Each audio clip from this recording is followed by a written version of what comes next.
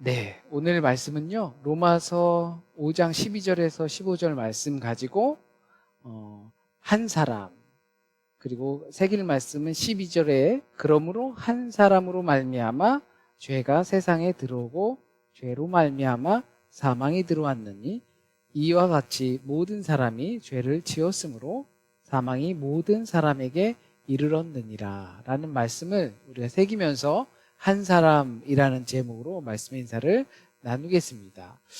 한 옛날에 외국 영화 중에 이제 나비 효과라는 영화가 있었어요. 그리고 원래는 어떠한 학자가 브라질에서 이렇게 나비 한 마리가 날개짓을 하면 그 기류가 지구 반대편, 그러니까 그 미국 쪽에 가면 거기에서 토네이도를 만들어낸다라는 논리, 이론을 펼쳐서 나비 효과라고 라는 효과가 붙었다고 합니다.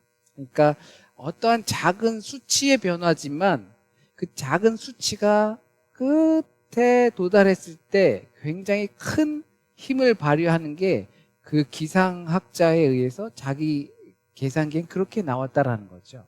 그래서 브라질에서 나비가 날개짓 한번 하는데 텍사스에서 토네이도가 일어날 정도로 나비의 날개짓이 큰 태풍을 가지고 온다. 뭐 이렇게 해서 작은 하나의 그 숨결 하나가 어딘가에선 큰 열기나 이걸 만들어낼 수 있다. 뭐 이와 같은 내용이었습니다. 눈에 보이지 않는 만큼 미미한 날개짓 하나가 우리의 지구 반대편에서 거대한 기후를 뒤흔들 수 있다는 이 이야기는 오늘날 우리에게도 크게 다르지 않게 들립니다. 꼭 이것이 진짜 이론이 아니다 하더라도 이것은 우리 사회 문화적 그리고 우리의 정신 문화적 원리 안에서도 그런 것 같다는 생각을 합니다. 아주 작은 차이이지만 이제 결국 큰 차이가 나타나는 경험을 하게 되는 거죠. 세상의 모든 문제는 서로 긴밀하게 각자가 따로인 듯 하면서도 엉켜 있고 아무리 하찮아 보여도 그 하찮은 것이 결국엔 큰 힘이 될 수 있다는 사실입니다. 이와 같은 유사한 내용으로 성경은 죄의 유전에 대해서 이야기를 합니다. 내가 죄를 짓지 않았다고 해도 그게 곧 갓 태어난 아이라고 해도 조상의 조상의 조상으로부터 아담이 에덴에서 버렸던 그 죄의 습성이 계속해서 유전의 유전을 거쳐 왔다라고 하는 거죠. 이게 조금 불편할 수도 있는데 다르게 표현하면 그 조상으로부터 학습되고 학습되었다는 거죠. 그것이 학습하는 것이 우리에게 상속이 되었다라는 것입니다. 우리가 지난주 또 그 지난 말씀 속에서도 믿음의 상속에 대해서도 이야기했지만 우리에겐 죄의 습성이 학습되어서 계속 상속되었습니다. 어떻게 되었든 우리가 느끼고 있는 인간의 죄성이라는 것이 적어도 이제 나로부터 시작된 것은 아니라는 거예요. 오래전부터 그 죄의 학습 그리고 상속되어서 우리에게까지 오고 처음에는 그것이 비록 개인의 멸망일 수 있었으나 그것이 우리에게까지 와서 모든 사람의 멸망, 사망까지도 오게 된다는 겁니다. 이 근원에 관한 문제는 항상 많은 질문들과 논쟁들이 있었습니다.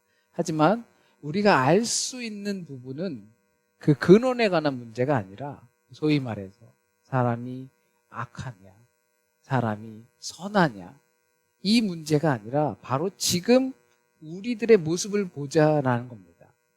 나는 왜 이 악함의 유전들을 가지고 여전히 있는가? 우리가 부모로부터 물려받는 것은 유전되는 것은 단순히 얼굴, 모양, 그리고 키, 덩치 이것뿐만이 아닙니다.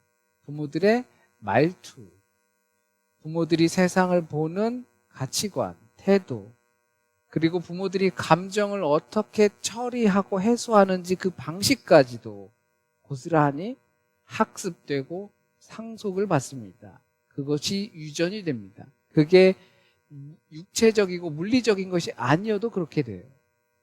물론 그것이 내 안에서 변형되기도 합니다. 하지만 밖으로 드러나지 않아도 여전히 상속받고 학습된 것이 우리 안에 있다라는 거예요. 그게 아담이고 그게 사람입니다. 그게 인간입니다. 그래서 아담을 인간의 대표로 합니다. 아담이라는 게 이제 사람, 남자 사람이라는 뜻이고 인류의 시작은 남자 사람으로부터 시작이 됐기 때문에 다 아담이라고 하면 사람이라는 뜻이에요. 그래서 우리가 시편에서도 읽었지만 이 사람, 아다마라고 하는 히브리어는 먼지와 같은 단어에서 같이 유래가 됐습니다. 그래서 이 사람을 만들 때 흙으로 만들었다라고 하는 건 소위 우주먼지를 가지고 하나님께서 빚으셨다. 그래서 그 아다마가 아담이 되었다라고 합니다. 그렇기 때문에 우리 안에 그런 부분이 분명히 존재하게 되어 있습니다. 하지만 우리가 여기서 반드시 기억해야 할 사실이 있습니다. 우리가 아담 때문에 이렇게 되었구나. 내 잘못이 아니네. 그러니까 나는 이 죄성으로부터 벗어날 수가 없네. 그러니까 죄성을 벗어 던지려고 애쓸 필요가 없겠네 라고 생각하면 안 된다는 거죠. 물론 아담으로부터 우리는 죄성을 받았습니다. 그래서 그의 죄의 인자, 유전자, 학습, 속성이 우리에게 그대로 있어요. 그러나 우리는 어느 누구도 완벽히 독립된 개체가 없는 그 사실, 어느 누구도 난 혼자일 수가 없고 개체적으로 움직일 수가 없습니다. 엉켜 있어요. 아담과 우리의 거리가 얼마나 멉니까?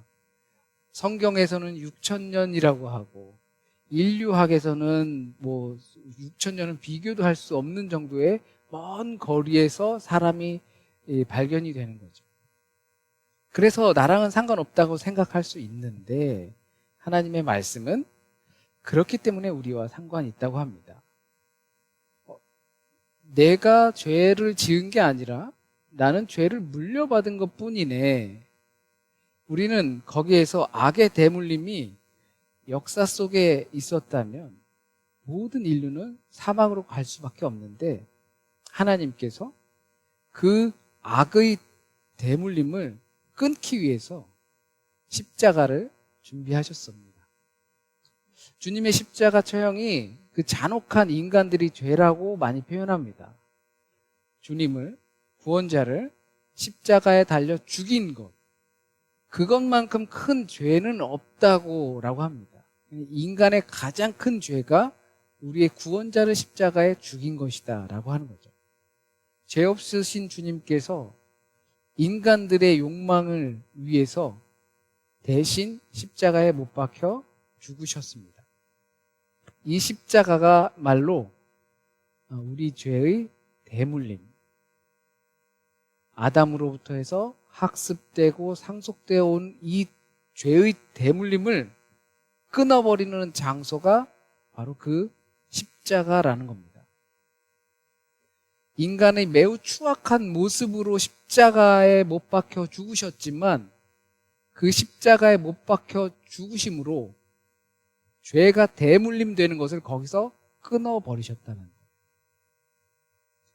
거기서 그 죄를 함께 못 박아 버리신 것입니다. 우리에게 불편을 끼치는 그 구원자를 죽여 없애자.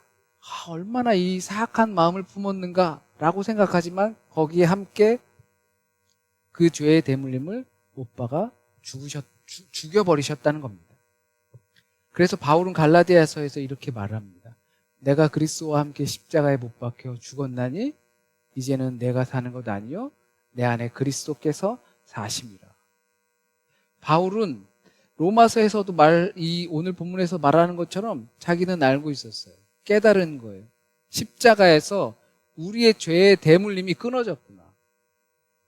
우리 어른들도 이렇게 하면 가족의 대물림 같은 게 있잖아요. 뭐 토속 종교에서도 따지면 그 어떤 그 뭐 묘자리라든지 아니면 뭐 이런 거 저런 거 해서 이게 그 가정에 흐르는 뭐 맥이 나쁘다 뭐 저는 잘 모르지만 그런 게 있다고 하잖아요. 그걸 끊으려면 뭐 묘자리를 옮겨야 된다라든지 아니면 뭐 문을 뭐 서쪽으로 내야 된다든지 이런 것들이 있는 거죠. 그러나 하나님께서는 우리에게 이 죄의 대물림을 끊는 것, 그것은 그 죄를 못 박는 것이죠. 그 못 박음이 예수 그리스도의 십자가에 못 박히는 겁니다. 하나님이 돌아가셨지만 그 안엔 우리의 죄를 가지고 돌아가신 것이고, 그로 인하여서 우리가 죄를 대물림할 수 있는 그 습성이 있었지만 그것을 끊어버려서 이제 은혜의 대물림을 할 수 있는 전환점이 십자가로부터 시작이 되는 겁니다. 저는 이 말씀을 준비하면서 십자가를 한번 생각해 봤어요. 그러면서 판타지를 그려봤는데 그 십자가에서 빡 박혀서 뭔가 새로운 찬란한 어떤 그것으로 변하는 모습을 조금 그려봤어요. 제 이미지 안에서. 물론 이것이 1차원적으로 흐르던 그 죄의 흐름이 또 끊어지는 것이 아니에요. 완벽하게 새로운 흐름이 시작된다는 것이 아닙니다. 왜냐하면 그 죄의 흐름이 한 사람으로만 이렇게 흘러온 것이 아니라 큰 강줄기로부터 온 세상 강줄기로 죄의 흐름이 쫙 갔었지만 그 하나님께서 죄의 흐름을 모두 딱 끊어버리는 그 십자가는 한 줄기에서 끝이는 것이 아니라 거기로부터 다시 시작이 된다는 겁니다. 우리에겐 여기서 끈질긴 죄의 모습들이 있다는 걸 압니다. 나 자신에게. 벗어나고 싶어서도 벗어나기 어려운 그 죄의 모습들을 우리 삶 속에서 막 만나곤 합니다. 하지만 십자가에서 그 죄의 대물림이 끝났다는 사실, 그 죄의 사슬이 십자가에서 끊어졌다는 것을 우리가 바라볼 때 거기서부터 새로운 은혜의 사슬이 시작된다는 것을 우린 볼 수 있기를 바랍니다. 그게 이제 은혜의 계보가 되는 거고 은혜를 유전시키는 거고 사랑의 계보와 사랑의 유전이 시작되는 것이 또 십자가입니다. 물론 겉으로는 우리가 은혜의 자녀로 태어난 것처럼 보일 수 있습니다. 예수를 믿고 출석하고 성경을 보고 찬양하고, 그러나 그 생명을 위한 변함없는 투쟁은 우리 안에 여전히 있습니다. 그것이 바로 우리가 해야 할 은혜의 대물림을 위한 투쟁입니다. 은혜를 물려줘야 되잖아요. 은혜가 흘러가게 해야 되잖아요. 죄의 대물림은 말하지 않아도 계속 흐릅니다. 우리 안에 있어요. 지하 안에 그 하수구로 계속 흐르고 있어요. 그 흐름을 십자가를 향하게끔 해야 합니다. 우리의 시선이 그 십자가를 향하게 해야 합니다. 아주 작은 그 한 아담이 인류의 죄를 양산시켰던 것처럼 비록 패배의 자리처럼 보일지라도 거기서 우린 은혜와 사랑을 양산시켜 나가야 합니다. 성경은 의외로 많은 사람, 무리를 말하지 않고 한 사람의 관심을 갖습니다. 창조의 아브라함의 때에도 그랬고 다윗의 때에도 그랬고 사사기 때도 물론 그랬고 성경은 계속 그 선지자 시대에도 한 사람, 그 한 사람을 찾았습니다. 어떻게 그 민족을 변화시키고 또는 인류를 변화시키고 구원하는 데 있어서 그 한 사람이면 될까요? 사실 논리적으로 수치적으로 될 수는 없습니다. 그러나 그 한 사람의 대표성이 있는 겁니다.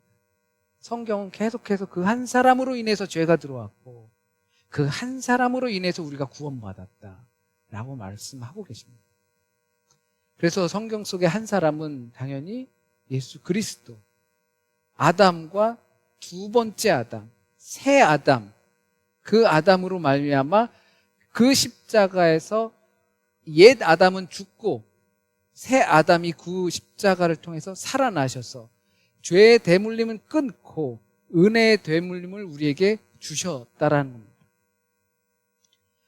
주님께서는 승천하시면서 우리에게 명령하셨습니다. 제자들을 삼아라. 땅끝까지 내 증인이 되리라. 오순절 다락방에서도 각 사람 머리 위에 성령이 임했다고 하셨어요. 각 사람 머리 위에 비둘기 같은 성령이 임했다고 했습니다. 전체적으로 임한 것이 아니라 한 사람에게 임한 거예요. 우리 전체가 어떤 놀라운 그런 경험을 하는 게 중요한 게 아니라 내가 하나님의 은혜를 경험하고 그 십자가로 인해서 죄의 대물림을 끊고 생명의 투쟁을 해 나가는 것이 중요한 거예요. 그래서 성경은 그 한 사람이 필요했어요. 그래서 이사야 같은 사람은 내가 여기 있습니다. 나를 보내소서라고 하고 자기가 나간 거예요. 그 한 사람으로 어떤 변화가 있겠습니까?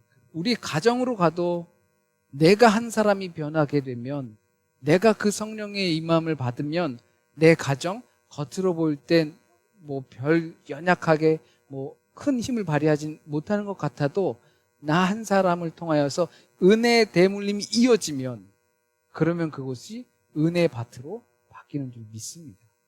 그래서 한 사람을 찾으시는 겁니다. 그 한 사람이 내가 될 수 있습니다. 은혜의 시작점은 비록 우리가 될 수 없을지라도 은혜를 전달하는 은혜의 전달자로는 살 수 있습니다. 그 은혜를 계속해서 확산시키는 들풀 같은 한 사람이 될 수 있습니다. 나는 은혜와 사랑을 상속받는 그 한 사람이 되는 겁니다. 은혜와 사랑의 날개짓 하는 그 한 사람, 그 은혜로 새롭게 태어나는 그 한 사람입니다.